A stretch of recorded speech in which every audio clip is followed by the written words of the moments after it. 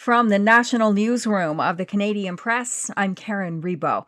Health experts say it's unclear at this point whether it's useful testing people who may have been exposed to hantavirus but don't have symptoms. BC's provincial health officer says public health officials around the world are discussing the issue. This as passengers from a hantavirus-stricken cruise ship return to their home countries. Dr. Bonnie Henry says tests for some viruses aren't effective before patients develop symptoms, but she says if any of the 10 people in Canada who may have been exposed to the virus develop symptoms, health officials are ready to test and treat them. Hantavirus scientist Bryce Warner says a negative test in someone without symptoms doesn't necessarily mean they don't have the virus. Aaron Sousa, the Canadian Press. Tragedy in southwestern Ontario, where police say the bodies of 2 boaters were pulled from the northern waters of Lake Erie near Long Point after being reported overdue on Monday.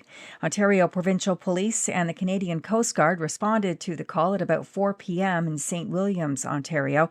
Shortly after, a passing boater actually found the missing 7-year-old child and 53-year-old adults, both from Norfolk County, about 3.5 kilometers from shore. Former Alberta Premier Jason Kenney and Calgary Liberal MP Corey Hogan told a pro-Canada event in Calgary last night that it's time for federal MPs to take a stand and fight against those who want to tear Canada apart. Kenney says Alberta separatists need to be challenged, especially by those elected to office. I think federalists need to start kicking into gear here. A lot of people just find this whole thing unpleasant. And everybody knows someone they're related to or at work who is on the other side. A Liberal MP is calling on Canadians to fill out their census surveys for the good of their communities.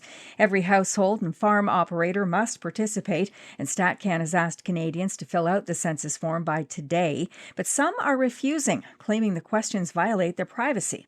Kingston MP Mark Gerritsen says the census is nonpartisan and is how Canada collects the data it uses to decide how much federal funding a municipality gets and where new schools, hospitals, or clinics should be built.